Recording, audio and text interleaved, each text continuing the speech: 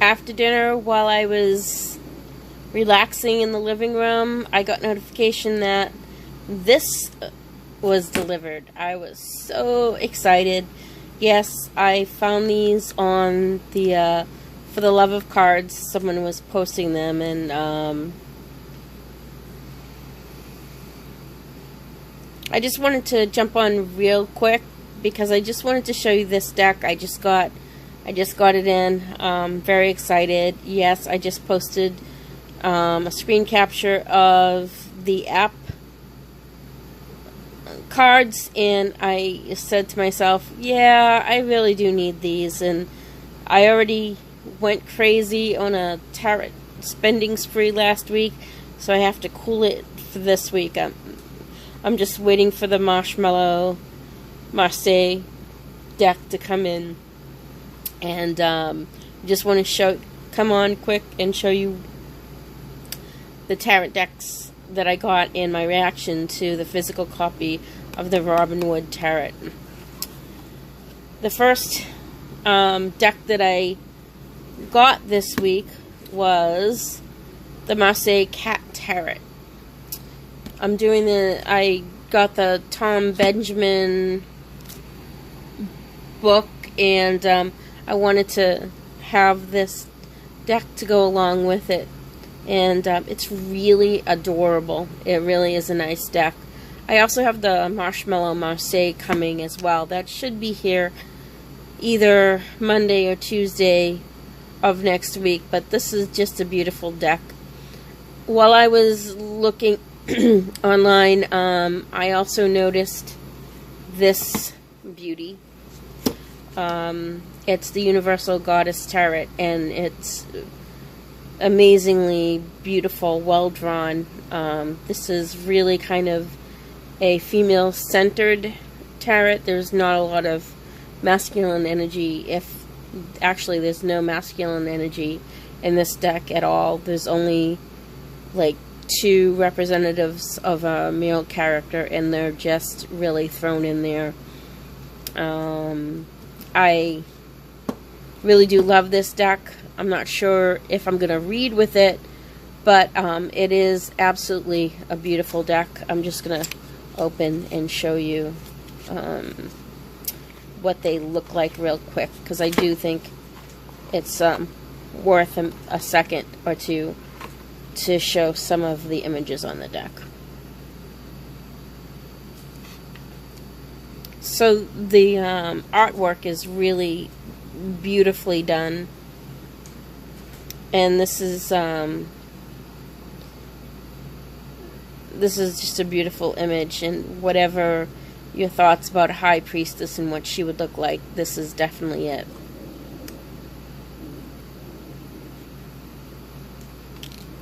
Athena as the Emperor was really kind of amazing. I thought this was spot on, especially in her full armor with her owl on her shoulder.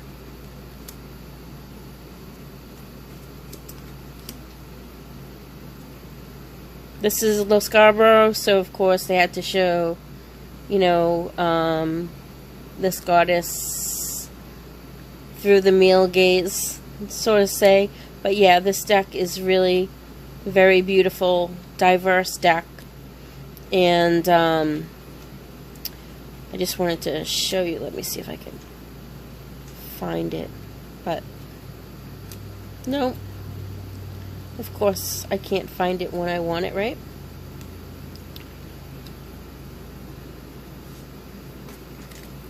Okay, so that's this deck. I'm going to try to figure out how I can use it. If I wanted to, you know, connect with the Divine Feminine, I definitely would use this deck. It's really a beautiful deck. I'm not going to show you this deck. Another deck that I just got in. Yeah, I had to. I bought this off of the Lo Scarborough website, and it came directly from Italy. They used DHL for the deliveries, and they were there really quick. And what can I say about this deck? It's just an amazing deck. I think it's well put together, even in this borderless deck. And what I found interesting on it is they gave some cards, which let's see if I can. I must have put them away, but they do give a couple of cards of, you know, what upcoming decks that are coming out. And I just really really love the imagery even more with the borderless. It just pops, you know. They don't have any words on them, just the numbers. And for the minors, they have the little symbol on this corner and the number on this corner. But they're very easy to kind of figure out what the card is. And look at this Five of Pentacles. It's like the stained glass with all of the suits here, and the, you know, the mama cat with the baby cat outside in the freezing cold. I just thought it was really kind of interesting way of presenting this beautiful, beautiful deck. And I love the backs. It just pops without the border. I am going to edge it. I just don't know what I'm going to edge it in yet. I did the boarded ones that I got with a purple marker. I'm not sure if I'm going to use, definitely not going to use a marker like a Sharpie like I did on the other one. But I might use my Molotov markers on this, but I just don't know what color I'm going to do it yet. But they're a beautiful deck. I also wanted to just show you quickly a deck that I was playing with. Oh, here's the insert that they do. That's like a really beautiful image.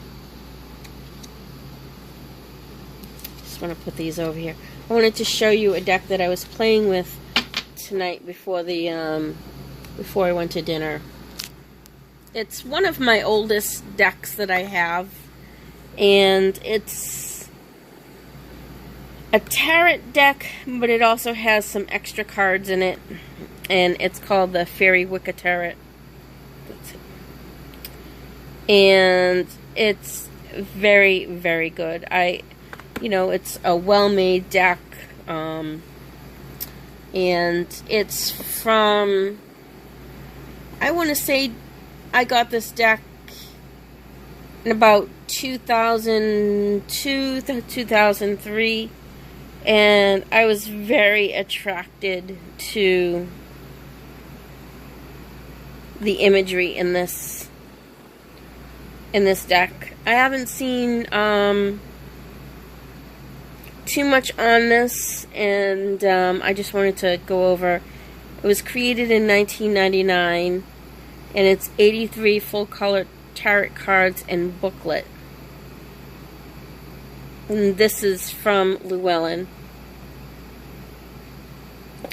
The cardstock is definitely not the Llewellyn cardstock from the last couple of years. I actually do like the cardstock in this deck. I haven't really broken open this book in many, many years. I haven't really looked it over in many, many years. But I don't know, it just kind of jumped out at me because I was doing a little bit of research on a video that I'm going to do on the Pagan Otherworlds Tarot, and I wanted to bring out this deck because this deck is really was made for those who were practicing Celtic, more Irish and Welsh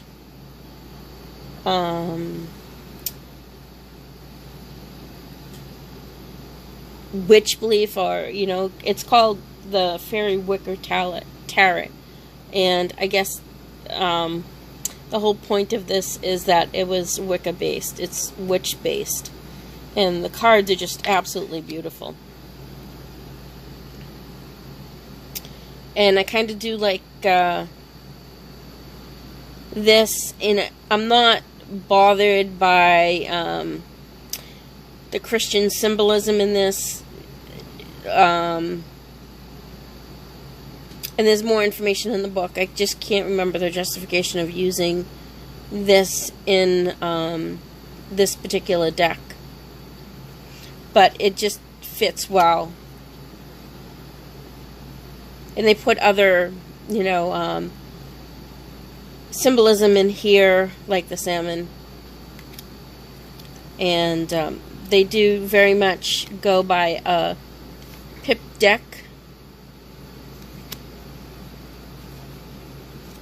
They do change the titles on the majors a little bit.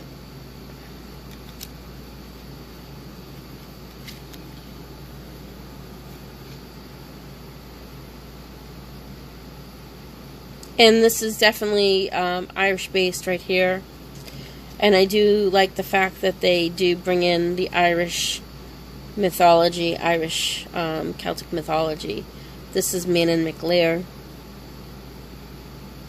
He has some depth. And I'm going to talk a little bit about the pagan otherworlds in another video, but I wanted to show this deck.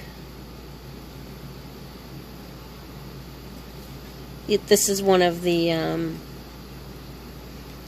no, this is one of the extra cards you get. But I just wanted to show you that, you know, this is really a pagan deck. This is what would be in a pagan deck that is closely related to paganism. And I'm going to talk a little bit about that in the video that I'm going to do on the pagan otherworlds.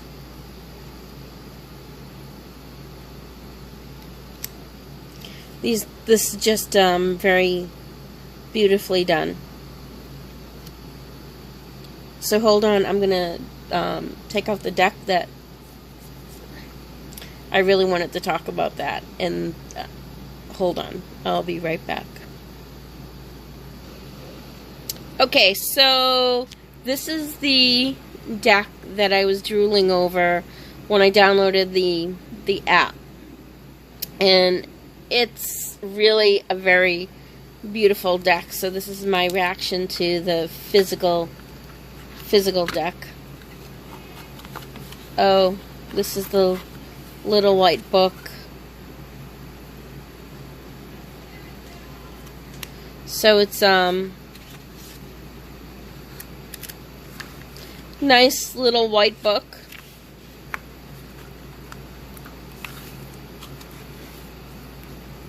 And this is it wrapped. Okay, hold on.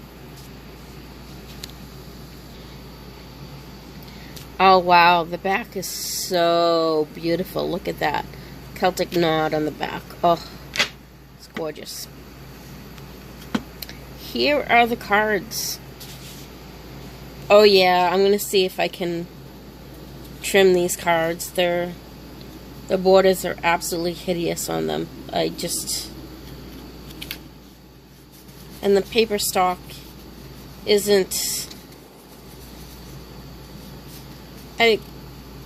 It's the cardstock is just absolutely hideous on them. Wow, that's too bad. That's too bad. This is who makes these again? Oh yeah, this is Llewellyn deck. I could tell by the cardstock. I just don't understand why that is so bad. This is a Llewellyn 1-2, and this is thin, but it feels good in your hand. It's not as, I guess, I feel like I could accidentally damage these cards. Oh, beautiful images, though. Oh, my word. Just beautiful images. I'm going to have to definitely do something to the borders because, oh, man. It doesn't serve the artwork at all. Oh, look at this High Priestess. Isn't she beautiful? She has it all.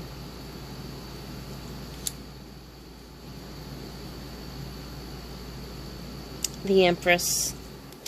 Just beautiful images. I just wish they had a better quality.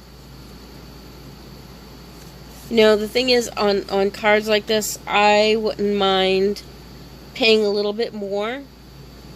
And I don't understand why they don't have the ability to say, okay, I want the most inexpensive card quality.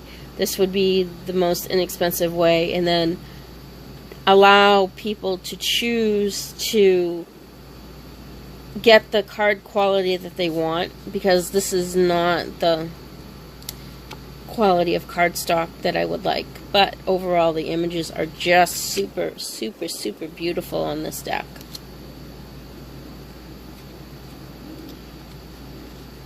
I'm sorry, I'm just trying to cover up that. The Chariot card is beautiful. All of these cards are so beautiful in this deck. Oh my word.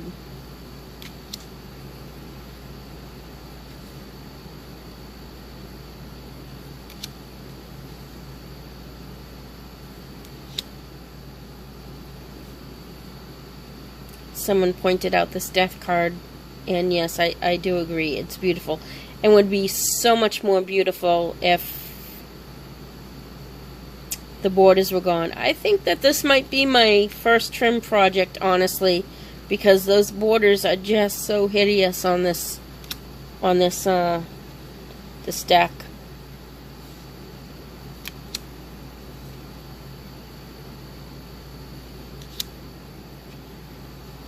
Look at that Tower card. Oh my word, that's so pretty.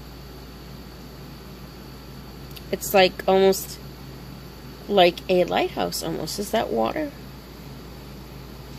Wow.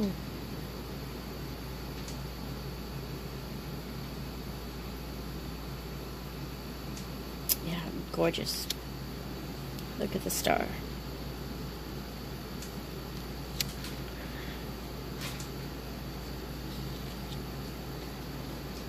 I don't think there's any one card that I would just be disappointed in a deck if it didn't go out. I mean, I can resonate with a lot of the different major arcana cards. Not really put off by the baby and the sun, although I wish it was a little bit of an adult. Judgment, you know, again,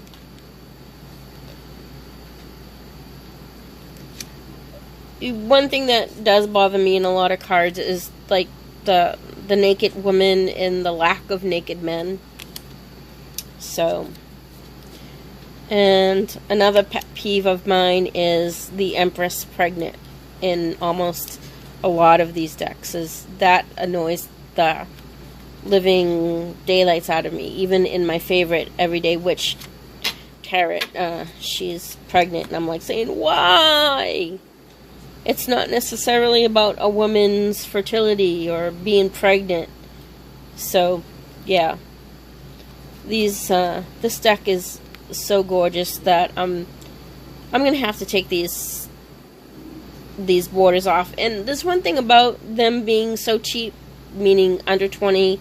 I know it's $20 might be a lot of money to some people, but if I make a mistake in this, I can always get another deck. But trimming like a OOP deck or a deck that's an indie deck,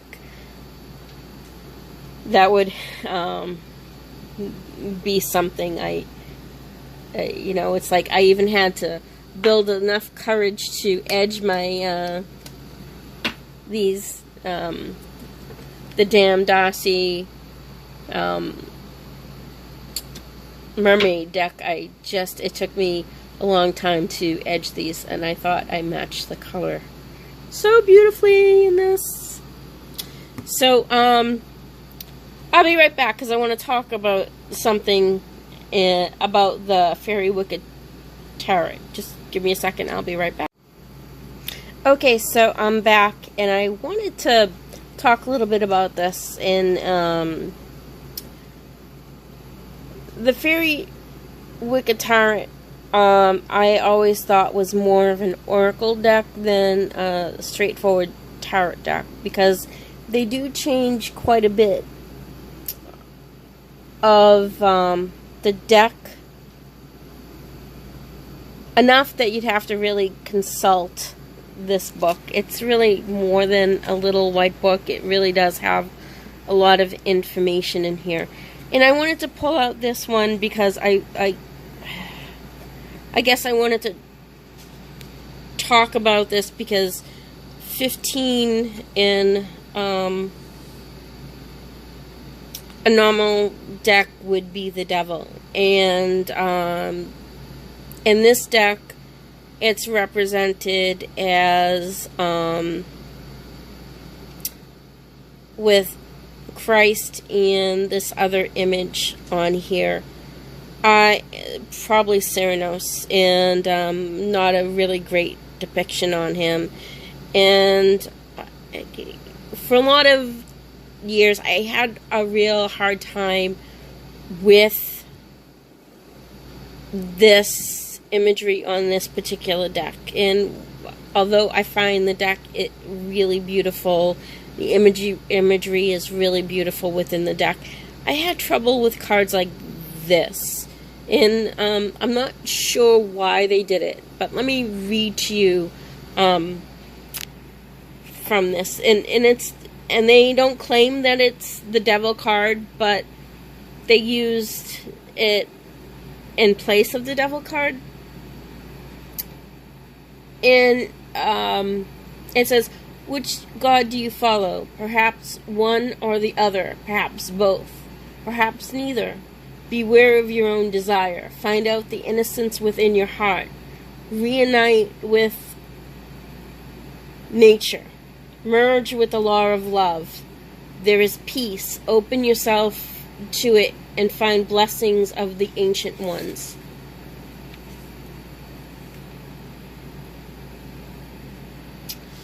So in other words, I guess what they're saying in a positive way here is that whether you serve a pagan god or the Christian god, that you really need to find, or neither, you need to find the path yourself.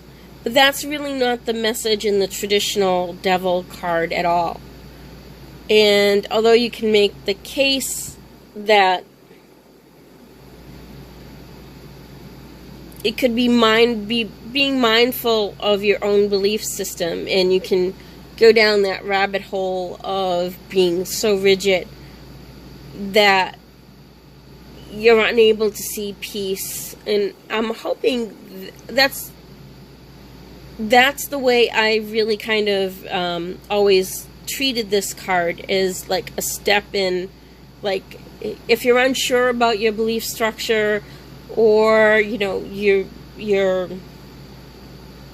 more pagan than you are Christian, or you're Christian more than you're pagan, and in that balance. Although I get what they're coming at with it, it just left me a little off. And that offness I'm going to talk more about when I do the Otherworld deck, which I'm still working on that. But I'm not sure if it did serve them well to have it as a replacement card of the devil. I think there could have been other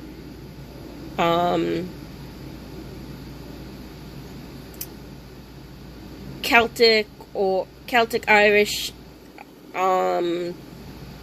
Welsh, Scottish traditions that they could have put in for the devil card. Alright, I'm signing off because I really wanted this to be under 20 minutes and I didn't get to that. Sorry about that, and sorry about the shaky cam. See you later. Have a good one.